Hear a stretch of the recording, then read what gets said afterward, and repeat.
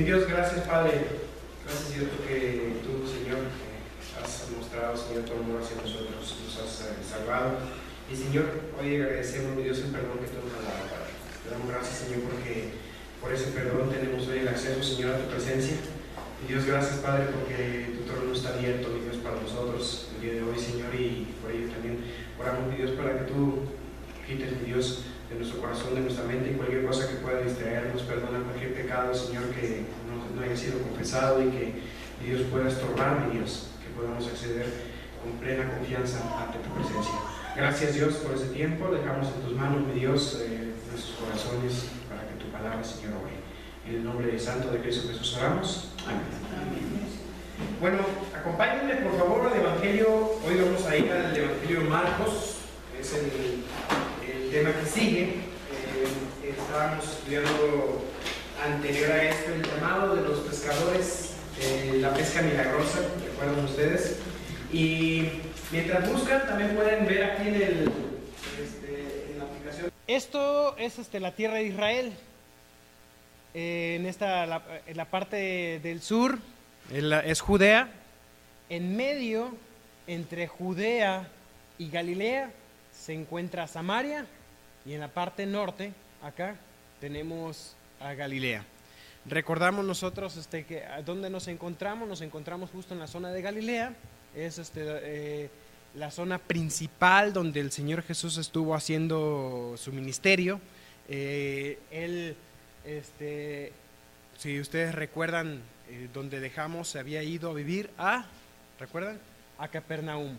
Aquí está Capernaum, en el norte del mar de Galilea, o el mar de Tiberias, también se conoce así, o el lago de Genesaret. Tiene esos tres nombres, cualquiera de los tres es el mismo: el mar de Galilea, el mar de Tiberias o el lago de Genesaret. Así que estamos aquí en Capernaum. Este fue el centro del ministerio del Señor Jesús.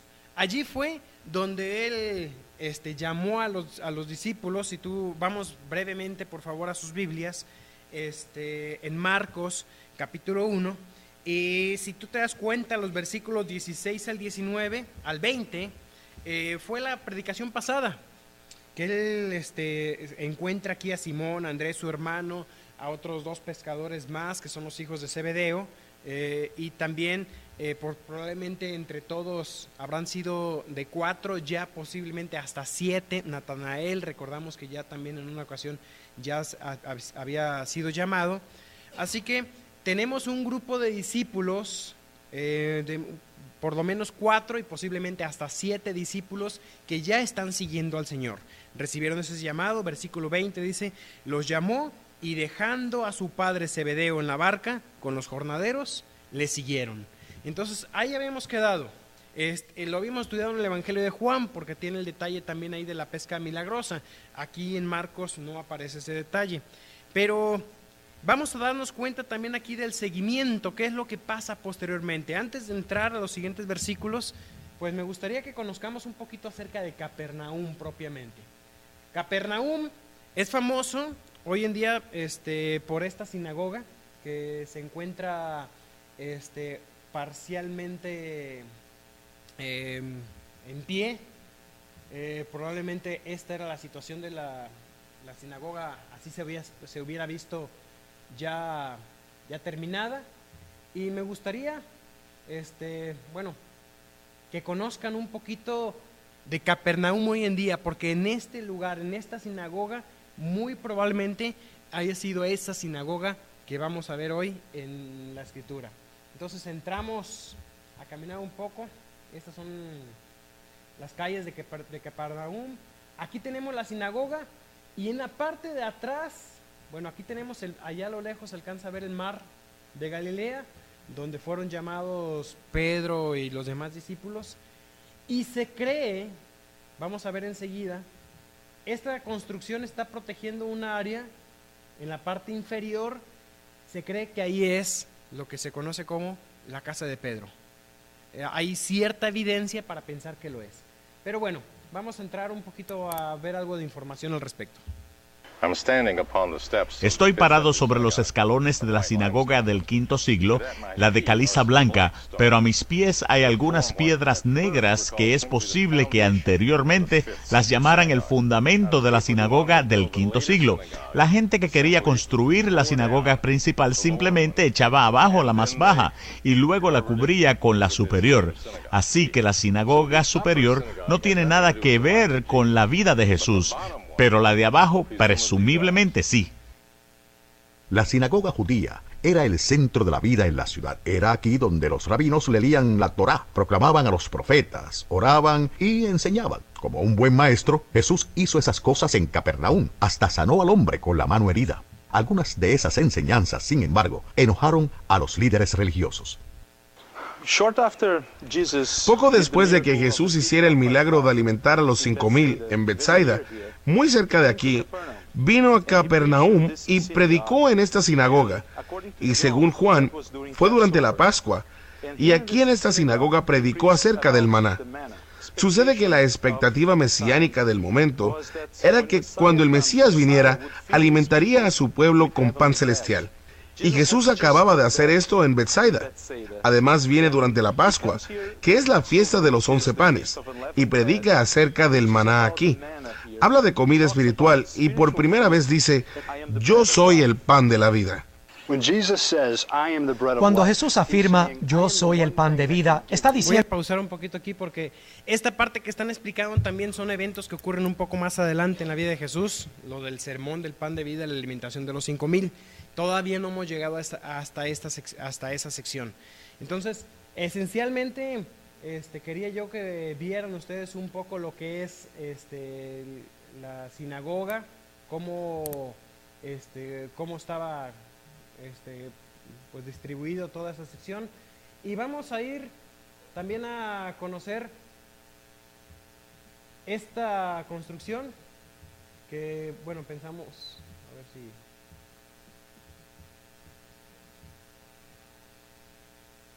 Aquí lo tenemos más o menos como era en ese tiempo. Vamos a ver la descripción de... Estamos en la antigua ciudad de Capernaum, Cafarnahum en hebreo, que significa el pueblo de Nahum, alguien llamado Nahum, a quien pertenecieron estas tierras. No tenemos idea de quién fue. Ahora, esta no es una ciudad desarrollada, no hay miles de personas. Por otra parte, tampoco es un pueblo pequeño. Después de todo, el camino antiguo que lleva desde aquí hasta el mar, llamado Via Maris, está atestiguado por hitos romanos. Además, tiene un recolector de impuestos aquí, un puesto para el funcionario que los recolecta, llamado Mateo o Leví. Suponemos que el gobierno de turno tiene un interés especial en este pueblo y que ellos quieren que los impuestos sean exigidos y recolectados apropiadamente. A mi derecha hay una serie de casas que datan del 1 al 4 siglo después de Cristo. Hay áreas muy lindas que están pavimentadas, aparentemente porque estaban enfrentando problemas de charcos en la vía. Lindas y gruesas paredes, por lo menos construidas inicialmente sin argamasa para que lucieran más bellas, lo que llamamos piedra martillada. Las paredes gruesas hechas con basalto negro hacen a la casa fresca en el verano y relativamente cálida en el invierno. Usted puede ver que las puertas son algunas veces de piedras aspiladas y ocasionalmente son piedras muy bien cortadas. Esa es la manera en que medimos la riqueza de las personas que vivían en Capernaum. Algunos podían pagar piedras muy bien cortadas, mientras que otros no. Así que un recolector de impuestos aquí, en la Vía Maris, el camino hacia el mar, y aparentemente un próspero pueblo pesquero, por lo que podemos deducir de su arquitectura que esto no es un simple pueblito, sino que es una comunidad pequeña, pero importante, que se convirtió en la sede de Jesús y su ministerio. Un lugar posible donde Jesús se quedaba era la casa de Pedro, la cual en realidad pertenecía a la suegra de este.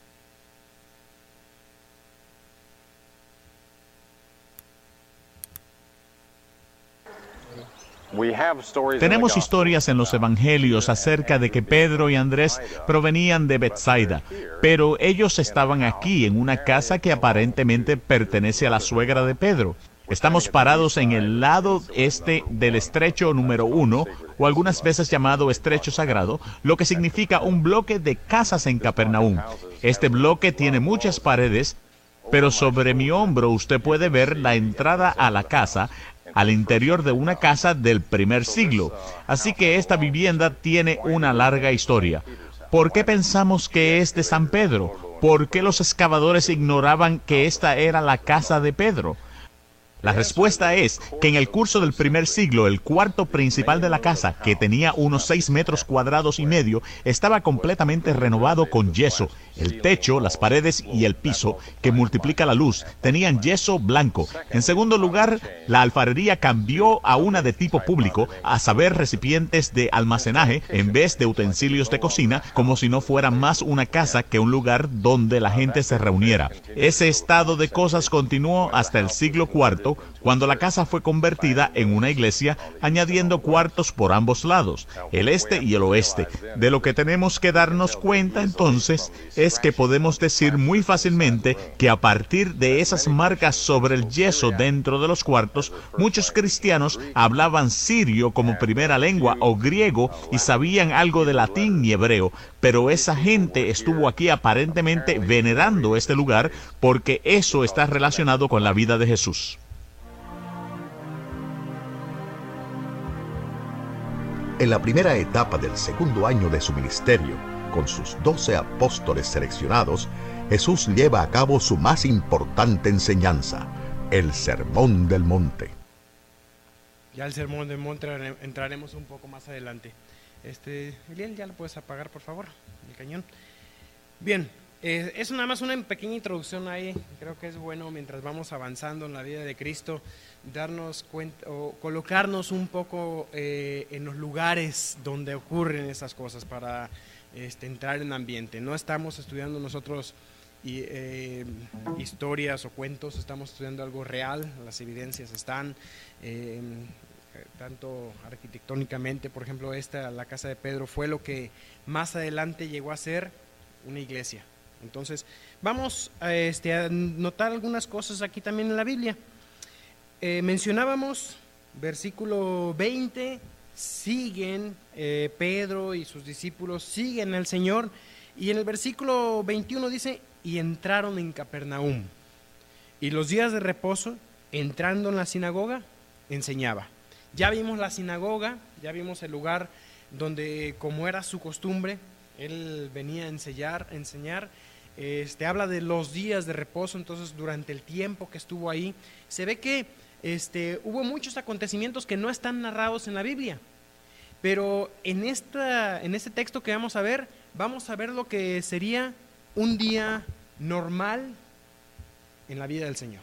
¿Ok? Eso sería un día normal. Había llamado a los discípulos por la mañana, así que dice que habían estado pescando toda la noche, se paró en la barca y enseñó. Pero dice que salieron hace el llamado, van entrando a Capernaum, y no está en la Reina Valera, pero por ejemplo dice en otras versiones, agrega algo que está también aquí en el idioma griego. Dice, por ejemplo, la Biblia de las Américas, dice: entraron en Capernaum, y enseguida, en el día de reposo, entrando Jesús en la sinagoga, comenzó a enseñar. La palabra enseguida es una palabra que aparece mucho en el Evangelio de Marcos. Recuerden, vamos a repasar un poquito lo de los 4 evangelios. En la introducción de los 4 evangelios vimos que Mateo presenta a Jesús como, ¿recuerdan ustedes? Mateo como rey, el rey de los judíos. Luego Marcos, que es el que estamos estudiando, Marcos presenta a Jesús como siervo, como el siervo del Señor. Lucas, el médico, presenta a Jesús como hombre, y Juan presenta a Jesús como el Hijo de Dios. Este relato que vamos a ver lo encuentras en Marcos, en Mateo y en Lucas, en los 3 evangelios sinópticos. Pero viendo los detalles de Marcos, en Marcos aparece mucho esto de inmediatamente, luego, o sea, palabra así como que está hablando de que son características del Evangelio de Marcos, porque está Cristo activo, siempre ocupado. El siervo del Señor aprovechaba las oportunidades. Cristo es el siervo del Señor y Él aprovechaba cada oportunidad. Así que llega a la casa, entra a Capernaum y dice, y entrando en la sinagoga, el día de reposo, enseñaba. ¿Cuándo? Inmediatamente. No perdió tiempo. Aprovechó la oportunidad inmediatamente para enseñar. Y sabes, hay un momento en que Jesús le dice a sus discípulos, alcen los ojos y vean la mies. La mies es mucha y los obreros pocos. Si nosotros nos pudiéramos a considerar un poquito lo tremendo de la obra y salimos, no sé si ustedes se han dado cuenta cuando ven tanta gente de esta necesidad. Vean la gente, vean las multitudes, salgan aquí a las colonias y vean lo grande de la obra. Y si nosotros nos damos cuenta y consideramos lo grande de la obra y lo poco de los siervos, no tendríamos que perder tiempo en predicar. Muchas veces somos dados a que se nos sirva en bandeja de plata la oportunidad de hablar del Señor. Pero decía Pablo a Timoteo, predica a tiempo y fuera de tiempo. Hay momentos en que no es que tienes que esperar tú que te pregunten, oye, ¿qué tengo que hacer para ser salvo? Tú directamente presenta, busca la oportunidad, causa la oportunidad. Y así fue Cristo, no perdía tiempo. Versículo 22 dice, y se admiraban de su doctrina, porque les enseñaba como quien tiene autoridad y no como los escribas. La costumbre en ese momento de los escribas pues era recitar enseñanzas.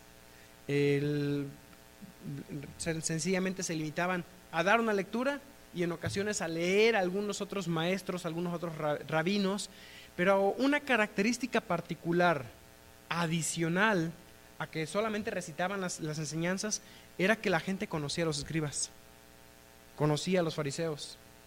¿Y sabes qué notaban en ellos? Hipocresía. Y por otro lado el Señor dice, les enseñaba como quien tiene autoridad. Hay muchas características en la enseñanza de Jesús, pero particularmente podemos rescatar por lo menos estas dos. Primero, que su enseñanza estaba respaldada ¿con qué? Con su vida. Vivía lo que predicaba. Y muchas veces pues nuestro evangelio, alguien decía, lo que me dices no lo alcanzo a escuchar porque lo que haces habla tan fuerte que no me deja oír nada. Haces cosas que de pronto echan por tierra lo que estás hablando. Y yo creo que es muy importante unir estas dos cosas. Estamos hablando de la urgencia de predicar, la urgencia de hablar del Señor. Estás teniendo contacto con personas constantemente que necesitan de Cristo y no tienes que perder tiempo, aprovecha las oportunidades, pero lo más triste es que no puedas aprovechar las oportunidades porque tu vida dice lo contrario de lo que el Evangelio dice, de lo que tu boca debe de decir. Entonces, ambas cosas tienen que ir juntas y ¿sabes qué? No puedes esperar. No puedes esperar, decir, no, me voy a esperar un par de años para que mi vida cambie y entonces cuando la gente yo ya vea una vida cambiada empezaré a hablar. No, ¿sabes qué? Comienza ya, habla ya y cambia ya. Haz ambas cosas juntas. Recuerdo a un amigo mío que le tocaba dar su primera predicación allá en Argentina y estaba hablando, pues, su predicación tenía que ver con cuestiones del dominio del carácter. Y se acerca conmigo y me decía, ¿sabes qué? Es que yo no puedo hablar de predicar esto porque es lo que más me cuesta a mí. Y pues, ¿qué hacíamos? O sea, ni modo que ir con el profesor y decirle, ¿sabe qué? Es que este pasaje pues, no lo puedo predicar, no lo estoy obedeciendo. Entonces, ¿qué harías? ¿Qué es lo correcto de hacer? Mira, una de las cosas que te da autoridad también para enseñar es el hecho de que tú tengas el compromiso por obedecer. Yo no puedo pararme aquí y decirles, hermanos, dejen de pecar. Además de ser ambiguo decir dejen de pecar, pues yo mismo no he dejado pecar. Pero ¿sabes una cosa? El compromiso te da autoridad. Y si tú tienes el compromiso de santificar tu vida, puedes hablarle de santidad a otra persona. En dado caso, ninguno de nosotros podría hablar de santidad. O tú puedes hablar y decirle, no, ¿sabes qué? Tienes que dejar a un hombre que está en drogas, quizás tienes que dejar las drogas. Cuando tú estás luchando quizás con otras cosas como, no sé, codicia, entonces finalmente no eres santo.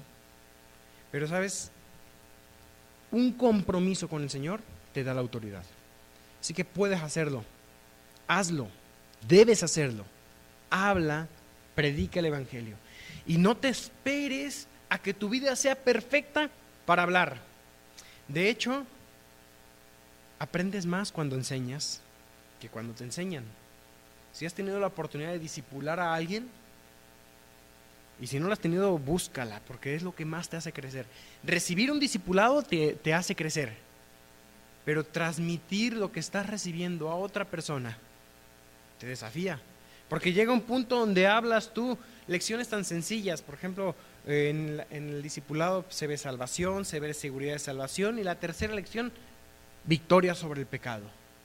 Y llegas y le estás hablando a un recién convertido de cómo tiene que vencer el pecado, y entonces te das cuenta también de una manera más personal, más real, de lo que tú tienes que vencer. Enseña a otros, no te esperes a que tu vida sea perfecta para enseñar, pero ten un compromiso.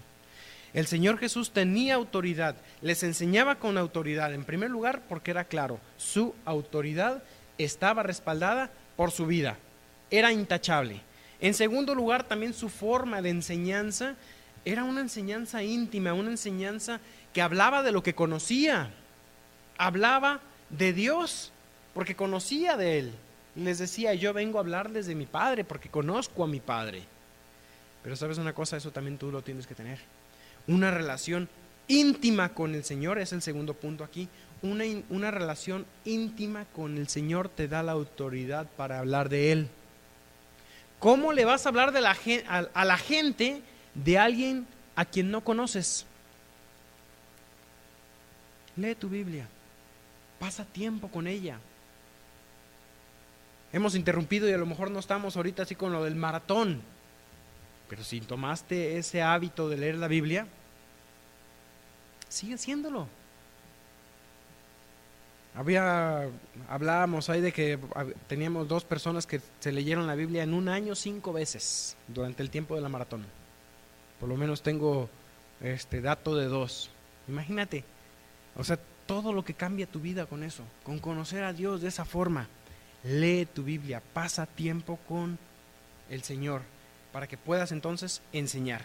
Así, fíjate, regresa aquí la Biblia, y dice que se admiraban de su doctrina, porque les enseñaba como quien tiene autoridad, y no como los escribas. ¿Cómo es tu enseñanza? Para empezar, ¿enseñas? Habla de Dios. O sea que dice Pablo que nuestro hablar tiene que ser lleno de la palabra del Señor, con salmos, himnos y cánticos espirituales. Y es muy hermoso de pronto poder platicar con una persona que en su hablar hay Biblia. Que haya Biblia en tu hablar. De la abundancia del corazón habla la boca. ¿De qué está lleno tu corazón? Que haya Biblia ahí. Normalmente hablamos de lo que nos interesa, ¿no? O sea, hablen con Eliel y Eliel les va a hablar de videojuegos, de celulares, de computadoras, porque eso es lo que le gusta. Y vas y hablas con otra persona y unos te hablan de negocios, otros te hablan de fútbol, otros te hablan de política, otros te hablan de noticias. Mi esposa y yo a veces tenemos intereses muy diferentes. Yo me pongo a leer y leo de Elon Musk, me gusta leer noticias de él, y les aseguro que muchos de ustedes no tienen ni idea quién es Elon Musk, porque no es, bueno, algunos dicen no, es el que mandó un coche al espacio ahorita, ¿no? Armó un carro y lo mandó al espacio. Y luego Nancy me hace preguntas, dice, ¿por qué? Tú sabes todo, pero lo que yo te pregunto no lo sabes. Pues es que son temas, no sé, a mí no me pregunten, cuando hacen las trivias, no me pregunten nada de famosos. No tengo ni idea quiénes son, no puedo ni darles nombres, decir yo no sé quién es él porque pues no sé. No sé, no es lo que me llama la atención. Pero de la abundancia del corazón habla la boca. Y que en tu corazón haya Biblia va a dar oportunidad para que hables de Dios. Muchas veces nos da temor. Yo he vivido ese temor de decir no sé qué voy a decir. Yo me convertí y recuerdo mis primeros años de creyente, tenía un gran fervor por hablar del Evangelio, hablar de Cristo, pero tenía el temor de decir, ¿y si me preguntan algo que no sé contestar? Entonces me hice el desafío, voy a hablar. Y si me preguntan algo que no sé contestar, no me van a preguntar 2 veces lo mismo sin que sepa contestar. Así que me preguntaban algo y lo investigaba. Me preguntaban algo y lo investigaba. Y hasta la fecha yo no digo que tengo todas las respuestas, todavía hay muchas cosas que yo no tengo una respuesta. Pero que no te detenga el saber no sé qué responder. Una respuesta muy buena puede ser, espérame tantito, déjame lo investigo y yo te respondo después. Llena tu corazón de la palabra para que tu enseñanza tenga la autoridad que el Señor te da. Versículo 23. Bueno, otro punto más al respecto de esto. Hablábamos de que antes en el 22 la enseñanza del Señor era especial, primero porque su vida respaldaba lo que enseñaba, segundo porque Él hablaba de alguien que conocía, y en tercer lugar la autoridad del Señor era confirmada por los milagros. Ahora tú no puedes venir y hablarle de alguien y hacer un milagro. Oye, te vengo a predicar el Evangelio, pero mira, te voy a quitar esta dolencia que tienes y le curas la diabetes al enfermo. Bueno, sería, pero no es la forma en que Dios obra hoy. Pero ¿sabes una cosa? El mismo poder que obraba milagros en el Espíritu Santo, que era el Espíritu Santo, y obraba sus milagros en el Señor Jesús, es el mismo poder que te acompaña a ti al predicar. Y es el mismo que va a obrar en la persona a la que le hablas para que crea. ¿Cómo? Déjaselo a Él. Circunstancias, situaciones, aún milagros que pueda hacer Él en la vida de la persona para que se prepare el corazón para recibir el Evangelio. Eso no te toca a ti, le toca al Espíritu Santo y Él lo puede hacer. Pero sabe que no estás solo. Le vas a hablar a alguien duro, que no cree en nada, que no cree, es más ateo que él solito. Sabes que el Espíritu Santo está ahí y Él puede hacer lo que sea necesario para que crea. Él te acompaña. Ahora sí, dice el versículo 23, que había en la sinagoga de ellos un hombre con espíritu inmundo que dio voces. Mira, ¿dónde estaba este hombre? Un endemoniado. ¿Dónde estaba? En la sinagoga. ¿Será que habrá hoy demonios en la iglesia? No digo de endemoniados, ¿verdad? No estoy diciendo que hay algún endemoniado acá, ¿verdad? Pero el endemoniado estaba ahí en la sinagoga. ¿Por qué razón? Se dice, por la forma en que está este versículo, parece ser que él acostumbraba a ir a la sinagoga. ¿Y sabes una cosa? Si hay alguien que conoce la Biblia, también es Satanás. Si tú estudias a Satanás en la Biblia, él siempre citó Biblia, citó palabra de Dios, pero la torcía un poquito. ¿Recuerdas la primera vez que Satanás citó la palabra de Dios? Con Eva. ¿Cuál fue las palabras de Satanás? Con que Dios os ha dicho, no comáis de todo árbol del huerto. No había dicho Dios así. Dios había dicho, de todo árbol del huerto pueden comer, pero de ese no, del fruto prohibido no. Así que Satanás tomó la Biblia y la usó. En la tentación de Jesús, dice Satanás, lánzate abajo porque escrito está, a sus ángeles mandará acerca de ti que guarden que no te tropiece tu pie en piedra. Sacó un pedacito del versículo que no le servía mucho, pero usó. Mira, hoy en día desgraciadamente muchos cristianos saben, conocen la palabra de Dios y me gustaría a mí desafiarlos a que ese conocimiento sea bien personal. Vamos a ver algunas cosas aquí porque quiero terminar con esto del conocimiento de la Biblia, también y el demonio. Vamos a ver, tengo un pasaje aquí para ver. Pero mira, cuando tú estudias la vida del Señor Jesús, te das cuenta que durante el ministerio terrenal de Cristo hubo una intensa actividad satánica. Vemos varias ocasiones que hubo liberación de demonios. Hoy en día, quizás no sea algo tan común, no estamos viendo endemoniados por todos lados. Hay muchos que han venido y han dicho, lo que pasa es que son personas que tenían problemas de locura. Y, ¿sabes? No debemos de confundir la locura o un problema psicológico con una situación de un endemoniado. Hoy en día hemos sabido de testimonios de personas que sí han tenido experiencias de demonios, pero creo que la diferencia más notoria para distinguir a un loco de un endemoniado es cuando hay eventos sobrenaturales. Ese sería lo esencial. No lo confundamos, pero tampoco el Señor nos manda a andar cazando demonios. No somos cazademonios, no somos exorcistas ambulantes. No es esa nuestra tarea. ¿Nuestra tarea cuál es? Predica el Evangelio. Si tú predicas el Evangelio y una persona recibe a Cristo, pues ya hiciste hasta cierto punto un exorcismo. Porque todos nosotros también tenemos, hablando no literalmente, o sea, cuando decimos nuestros demonios, no estamos hablando de un demonio literal, pero en caso de personas que sí han tenido experiencias literales de posesión o influencia, mira, nuestra tarea es predicar el Evangelio. No tenemos que andar averiguando si este tipo está loco, si está endemoniado, o si está qué. Predica el Evangelio.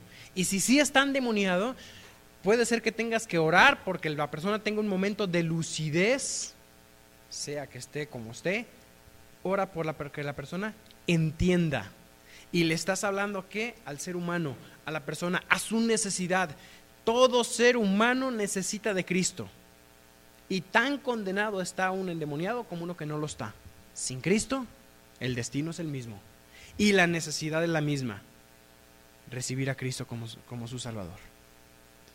Y hablando de esto, pues un endemoniado no es que va a estar endemoniado, poseído, controlado por el demonio las 24 horas del día. Tienes que predicar el Evangelio. Y si la persona cree, esa es nuestra tarea, no otra. Bien, pero vamos a ver aquí algunos datos. El testimonio de este hombre, el testimonio del endemoniado. Mira lo que sucede. Versículo 23. Primero, bueno, vamos a observar algunas cosas. Versículo 23. Dice que dio voces. Versículo 24, diciendo: ¡Ah! ¿Qué tienes con nosotros, Jesús Nazareno? ¿Has venido para destruirnos? Sé quién eres, el Santo de Dios. Vamos a ver este versículo porque hay varias cosas bien interesantes. Son palabras del demonio, pero son interesantes las que vamos a notar aquí. En primer lugar, mira la rabia del demonio, porque dice que él dio voces. Esto de dio voces gritó, hizo gritería, había rabia en su corazón, pero posiblemente también angustia, porque él en un momento dice: ah, ¿qué tienes con nosotros, Jesús Nazareno? ¿Has venido para destruirnos? Mira, sabemos una cosa: el demonio no puede hacer nada fuera de la voluntad de Dios. Es decir, que aún para eso tiene que pedir permiso para hacer. Hoy nuestros enemigos son demonios. Y el Señor de alguna manera, Dios en su sabiduría, ha permitido que estén aquí en la tierra. Entre algunas razones, para probar los corazones. Para probar los corazones de aquellos que no le conocen para probar los corazones nuestros. Pero como en alguna ocasión les decía, a veces le damos más crédito al demonio de lo que se merece. Y a veces le echamos la culpa al diablo de todo. Y no, ¿sabes qué? Tú eres responsable, aun cuando haya algo que te incite, tus enemigos, el mundo, la carne y Satanás, te inciten, tú eres responsable de lo que tú hagas. No tienes que venir y decirle, no es mi culpa, fue culpa del diablo que metió la cola. No, eres responsable de lo que ha pasado. Y sabes una cosa, tienes algo a favor. Él no tiene poder, más poder que el que Dios le pueda permitir tener. El diablo no es todopoderoso, Dios sí. No es omnisciente, Dios sí. Y no es omnipresente, Dios sí. Dios no tiene igual, no tiene rival. El diablo no es rival para Dios. No hay ese dualismo que algunas veces nos hacen pretender creer. No existe ese dualismo. Vamos a seguir avanzando porque aunque hay mucho para decir aquí, el tiempo va rápido. Y mira lo que él dice. ¿Cómo le llamó a Jesús? Le dijo, Jesús Nazareno. Hoy, ¿han escuchado esa frase, Jesús Nazareno? Esta es la primera vez que aparece en la Biblia. O sea, la primera vez que se usa este epíteto fue por un demonio, Jesús Nazareno. No significa que sea malo decirle a Jesús, Jesús Nazareno, porque él de hecho era nazareno. Él habría de ser llamado Nazareno, dice una profecía anterior a esto. Pero el primero que la usa es un demonio, posiblemente conociendo la Biblia. Fue el primero que lo llama así. Y le dice también el Santo de Dios. Es interesante ver que muchas veces los demonios llamaron a Jesús así, Santo de Dios. Conocían la santidad de Dios. ¿Quién conoce mejor a Dios sino el mismo demonio? Tener una noción correcta de Dios, tener una noción correcta de Cristo, pero sin la fe y el amor que conducen a Cristo, es una profesión que no llega más allá que la de los demonios. ¿Te acuerdas en Santiago cuando dice, ¿tú crees en Dios? Qué bueno. También los demonios creen y tiemblan. ¿Y qué tienes que hacer para ir al cielo? Mucha gente dice creer en Dios. Bueno, los demonios creen. ¿Van a ir al cielo? No. Los demonios nunca han tenido duda de la santidad de Dios. Y hoy en día hay gente que llega a pensar es que Dios es malo. Satanás quiere que pienses eso, pero sabes que si hay alguien que sabe que Dios no es malo, son los demonios. Ellos nunca han dudado de la santidad de Dios. Hoy muchos dudan de la deidad de Cristo, pero ¿sabes quién nunca ha dudado de la deidad de Cristo? Los demonios.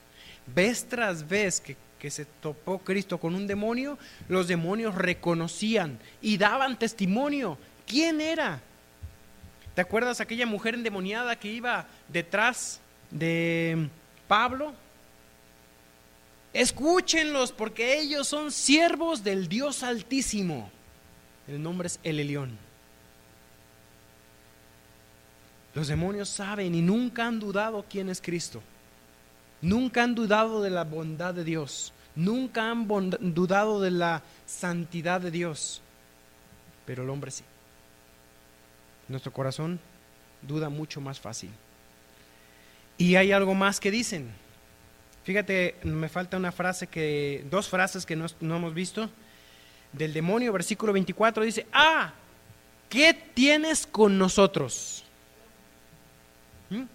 ¿Perdón? ¿Qué tienes con nosotros? Dicen. Realmente no hay nada en común entre Dios y los demonios. Vamos brevemente, si quieren lo leo yo, lo menciono. 2 de Corintios 6, del 14 al 18. Dice, no os unáis en yugo desigual con los incrédulos, porque ¿qué compañerismo tienen la justicia con la injusticia? ¿Y qué comunión la luz con las tinieblas? ¿Puede haber luz donde hay tinieblas? No lo hay. Versículo 15, ¿qué concordia Cristo con Belial? Un nombre de Satanás también. ¿Qué parte el creyente con el incrédulo? ¿Cómo puedes tú estar con creyentes tal y como estás con incrédulos? Hay muchas veces que llegamos a pensar, no, es que me la paso mejor con los incrédulos. Y cuando te la pasas, empiezas a pasar mejor con los incrédulos, con los creyentes. Tienes que empezar a analizar tú, o sea, cómo está siendo tu testimonio con ellos. Fortalece tu comunión con los hermanos en Cristo. Pero ¿sabes qué? También, ante el incrédulo, Dios no te dice, corta amistad. Nunca lo está diciendo. Está diciendo, sé de testimonio. Versículo 16, ¿qué acuerdo hay entre el templo de Dios y los ídolos? Porque vosotros sois el templo de Dios, del Dios viviente. Como dijo, habitaré y andaré entre ellos y seré su Dios, y ellos serán mi pueblo. Por lo cual, salid de en medio de ellos y apartaos, dice el Señor, y no toquéis lo inmundo, y yo os recibiré, y seré para vosotros por padre, y vosotros me seréis hijos e hijas, dice el Señor Todopoderoso. ¿Qué te está pidiendo aquí? Mantente separado, santo, limpio. No te está diciendo corta amistad con los incrédulos. Estamos hablando de ser de testimonio a ellos, ser de ejemplo. Tienes que ser de influencia, pero cuidado cuando es la influencia de ellos hacia ti mayor que la que tú puedes ser hacia ellos. No hay nada que ver entre Cristo y Satanás. No hay nada que ver entre una relación. Y en este sentido, cuando dice no os unáis en yugo desigual con los incrédulos, habla específicamente de matrimonio. No puedes tener una relación de matrimonio de ese tipo. Pero ¿sabes qué? Habla en muchas otras situaciones también. Puede ser que tengas que analizar y ser cuidadoso en sociedades económicas con un incrédulo. Tienes que ser cuidadoso también en ese tipo de situaciones, porque es un unirse en un yugo desigual. ¿Qué es el yugo? El yugo es ese pedazo de madera que se usa, que se coloca sobre el cuello para unir a dos animales. Pero ¿tú crees que sea posible poner a arar a un buey con un caballo? No se puede. La fuerza es distinta, el ímpetu es distinto. No se puede poner un mismo yugo bajo dos personas con metas y caminos completamente diferentes. Y algo más dice. Nos falta una sola frase. Versículo 24. ¿Qué dice el demonio ahí? Has venido. Bueno, sé quién eres, es el santo de Dios, ese sí lo vimos. Aunque no dije sé quién eres, pero has venido a destruirnos. ¿Sabes? Los demonios no tienen esperanza de salvación. La única esperanza que tienen en Cristo es la de destrucción.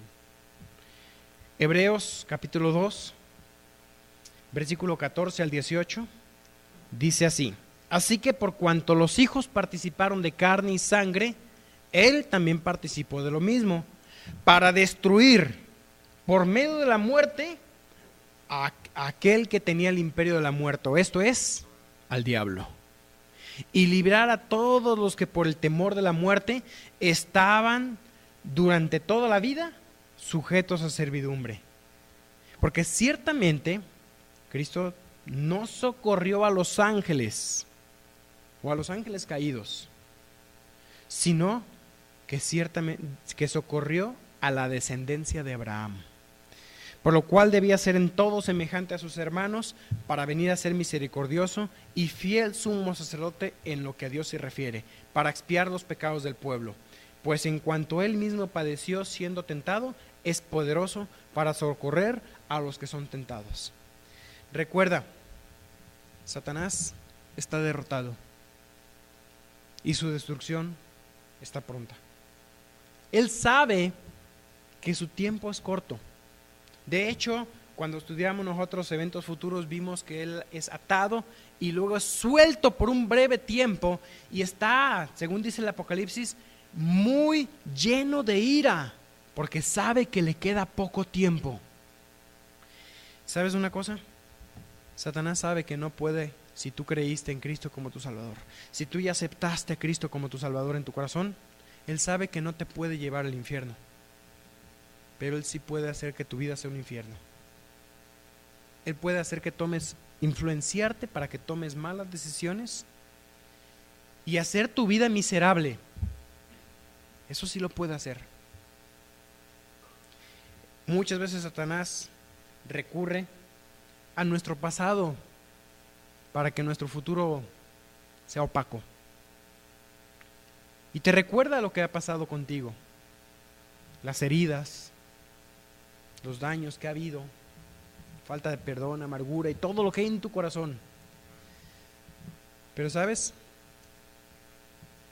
Recuerda ese versículo: si alguno está en Cristo, nueva criatura es, las cosas viejas pasaron.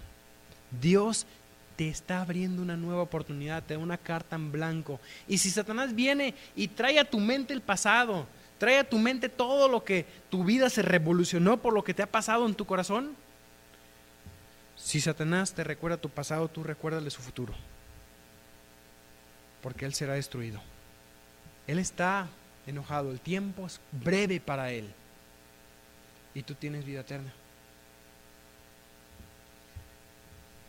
El demonio sabía quién era Jesús y puede ser que este testimonio podría parecer benéfico, porque imagínate el endemoniado, ¿qué ejemplo sería para todos que dijera de este hombre: él es el santo de Dios? Es como la mujer aquella endemoniada también que iba diciendo: escúchenlos porque son siervos de Dios Altísimo. Pero ¿sabes? El Señor no le agradó recibir testimonio de los demonios, ni siquiera si fuese bueno, ni siquiera si era verdadero. ¿Qué le dijo? Versículo 25.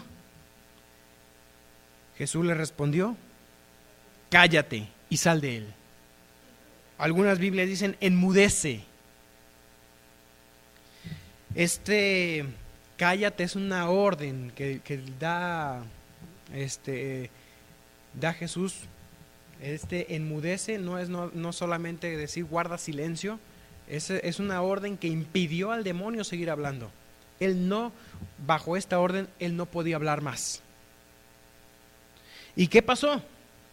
Dice versículo 26, ya que ya no pudo hablar más, el espíritu inmundo, sacudiéndole con violencia y clamando a gran voz, solamente gritando, era lo único que podría haber hecho, salió de él. Y realmente el demonio no va quizás querer abandonar tu vida sin causar grandes estragos, sacudir tu vida con violencia. Y a lo mejor tú has tomado decisiones en tu vida para acercarte a Dios, y muchas veces hay quienes se acercan conmigo y dicen: oye, es que mi vida era más fácil cuando yo no tenía a Cristo, y ahora que estoy queriendo obedecerle, las cosas se han puesto peor. ¿Te ha pasado? Que de pronto tú digas: voy a obedecer, ya no voy a recurrir el camino fácil, ya no voy a mentir, ya no voy a ser mal hablado, ya no voy a... Y empiezas a quitar cosas de tu vida y te comprometes con el Señor, y tú piensas que entonces, ya comprometido con el Señor, el camino va a ser una avenida ancha. Parece ser que ahora sí te va a ir bien. Sorpresa, no es así. El camino es angosto. El camino tiene tropiezos. Y el demonio no está contento. Y va a querer hacer lo que este demonio hizo con este pobre hombre: sacudirlo con violencia. Y aunque el demonio gritara con angustia aquí y diera estas voces, qué distintas serían las voces del hombre cuando fue liberado. De gozo, de libertad. Así que cuando el demonio te sacuda, así como le decía Jesucristo a Pedro: Satanás os ha pedido. O sea, Satanás tuvo que venir y pedir, Señor, a Dios, pedir a Pedro para zarandearlo como trigo. Cristo no le impidió esto a Satanás. Dios no lo impidió. ¿Qué hizo Cristo? Yo he rogado para que tu fe no falte. Habrá momentos en que serás sacudido con violencia, pero el Señor está contigo. Él tiene la victoria. Y aún en medio de todos esos arrebatos emocionales, tormentas internas, el Señor ha permitido tormentas. En tu vida las va a permitir. Ahí está Él. Y bueno, sí, fíjate bien, vamos a seguir viendo lo que sucede. El espíritu inmundo sacudiéndole con violencia y clamando a gran voz. No le quedó otra opción que salir de él. Y todos se asombraron, de tal manera que discutían entre sí diciendo: ¿qué es esto? ¿Qué nueva doctrina es esta que con autoridad manda aún a los espíritus inmundos y le obedecen? Y muy pronto se difundió su fama por toda la provincia alrededor de Galilea.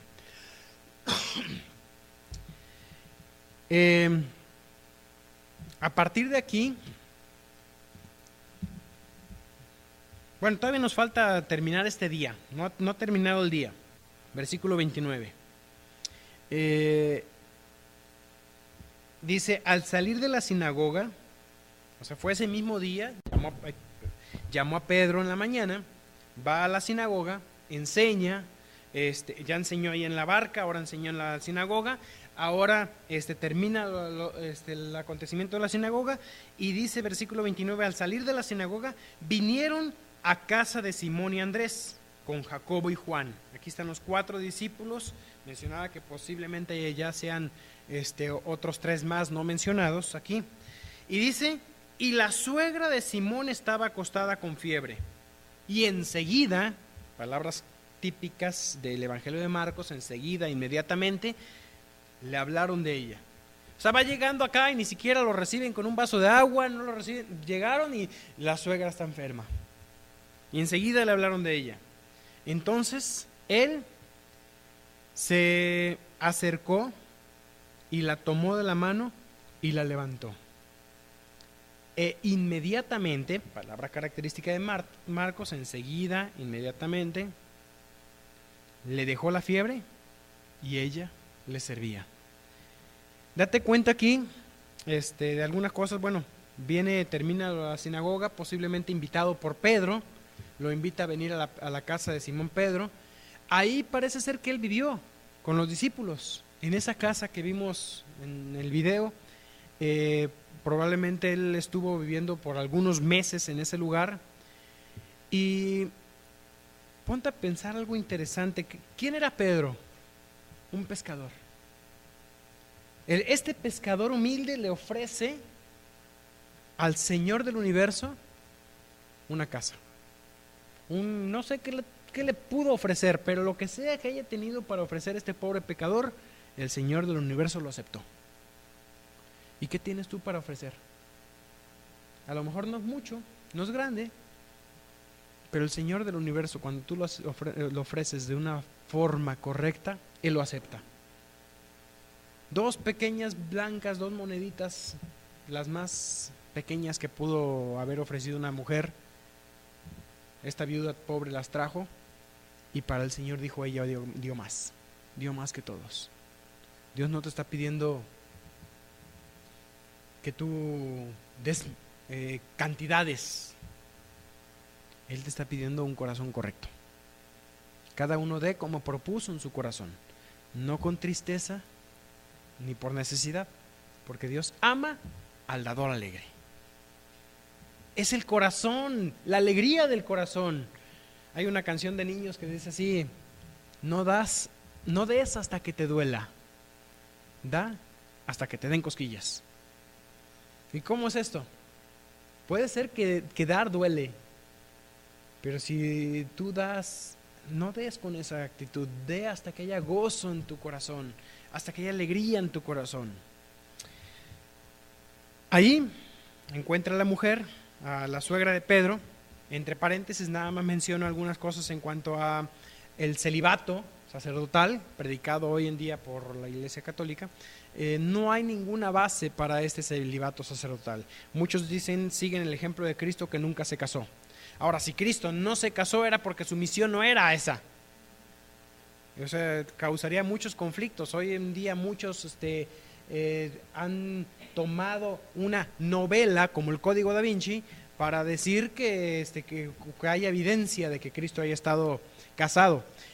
Al respecto, ciertos escritos, particularmente algunos evangelios, como el llamado evangelio, el pseudoevangelio de María, y el evangelio también pseudoevangelio de Judas, que son epígrafos, ni siquiera lo escribieron ellos, datan del siglo V, alrededor del siglo V, y de ahí más temprano hacia nosotros.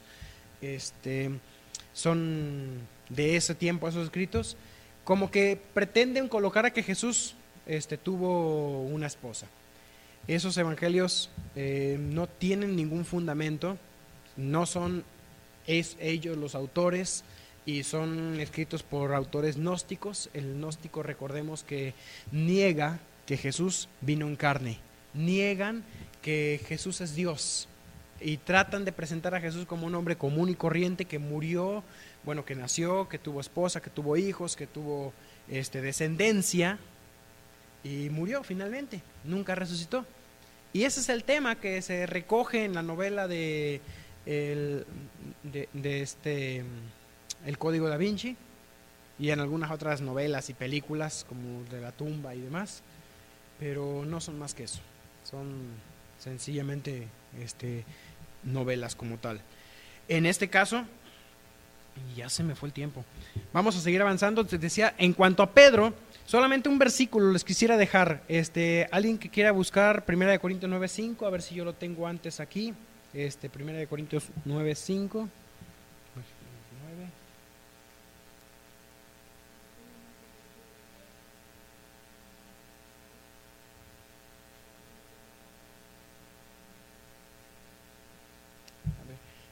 ¿Cómo ves? Fíjate, no tenemos derecho.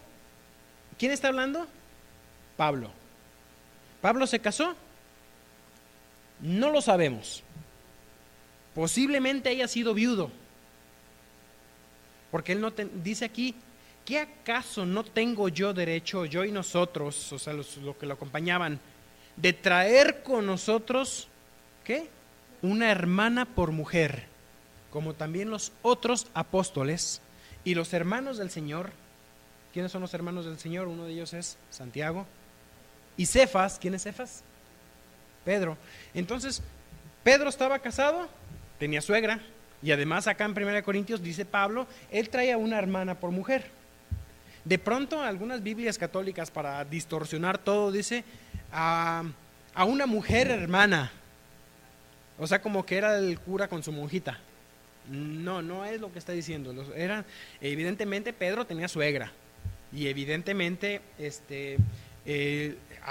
con este versículo Pedro seguía con una esposa. Si era vuelto a casar o algo así, no sabemos, pero sabemos que Pedro era casado, los otros apóstoles lo eran, y también en este caso Santiago, los hermanos del Señor, eran casados. Entre paréntesis nada más, vamos a seguir aquí, y nada más para concluir algo. Versículo 31 de Marcos, dice que fue sanada la mujer, le dejó la fiebre y ella le servía. Leo, para terminar este tiempo, un escrito de J.R. Miller. Dice: cada persona enferma que es restaurada, sea de manera ordinaria o extraordinaria, debería apresurarse a consagrar al servicio de Dios la vida que le ha sido devuelta. Muchos están siempre suspirando por oportunidades para servir al Señor, imaginándose algún gran y espléndido servicio que les gustaría dar. Y mientras tanto, dejan que se les escurran entre las manos aquellas mismas cosas que Jesús quiere que hagan para servirle. El verdadero servicio a Cristo es hacer ante todo y a conciencia los deberes diarios. ¿Qué hizo la suegra de Pedro? Le servía. ¿Cómo? Con cosas de deberes diarios, atendiendo y recibiendo al Señor en su casa. Era lo que el Señor necesitaba. No necesitaba una mujer que saliera a hacer milagros, necesitaba quien hiciera de comer. Cosas tan sencillas. Es la forma de servir. Como resultado de este milagro, terminamos el día con que muchos enfermos llegaron a la casa de Pedro. Cuando estaba terminando el sábado, leamos versículo 32. Llegó la noche, evidentemente estos tenían un poquito de respeto al sábado y no quisieron hacerlo en sábado, así que ni bien se puso el sol, llegaron, dice el versículo 38, le trajeron a todos los que tienen enfermedades y a los endemoniados, y toda la ciudad se agolpó a la puerta, y sanó a muchos de los que estaban enfermos de diferentes enfermedades, y echó fuera muchos demonios, y no dejaba hablar a los demonios porque le conocían. Un día, parece ser que este sería un día normal en la vida del Señor Jesús. De hecho, pocos días se describen así desde la mañana hasta la noche. Este es un día que se describe completo. En la mañana los pescadores habían estado pescando. Los pescadores habían estado pescando toda la noche. Predica ahí en la balsa, los llama, va a la sinagoga, enseña, expulsa a un demonio, va a la casa de Pedro, sana a la suegra, y después se pone el sol y todo un día de cuidado. Bueno, creo que a lo largo de este estudio hemos visto varias aplicaciones prácticas a nosotros. Me gustaría a mí ya terminar, porque sí se me fue mucho el tiempo. Vamos a orar y pues seguiremos ya próximamente con el siguiente tema. Padre, gracias Dios, gracias Señor, porque tú nos has llamado para dar testimonio de ti, mi Dios, y tú, Señor, nunca te has quedado sin testimonio. Señor, sabemos que hoy usas a muchas personas para hablar de ti, pero queremos también que tú nos uses a nosotros. Queremos ser siervos útiles, dispuestos. Hemos recibido de ti, Señor, salud. Hemos recibido, Señor, vida espiritual. Has transformado nuestras vidas, mi Dios, y queremos que nuestra vida, así como la suegra de Pedro, mi Dios, que inmediatamente se puso al servicio tuyo, queremos, mi Dios, estar al servicio tuyo también. Gracias, Padre, porque en tu evangelio, Señor, en tus evangelios, en tu palabra, constantemente, Señor, tú enfatizas el servicio. Tú llamas, mi Dios, a que te sigamos. Y Padre, tú sigues hoy llamando a los corazones a servirte. Damos gracias, Padre, por ese tema, gracias por tu palabra. Oramos y pido, Señor, que tú añadas tu bendición en nuestras vidas y corazones. En el nombre santo de Cristo Jesús.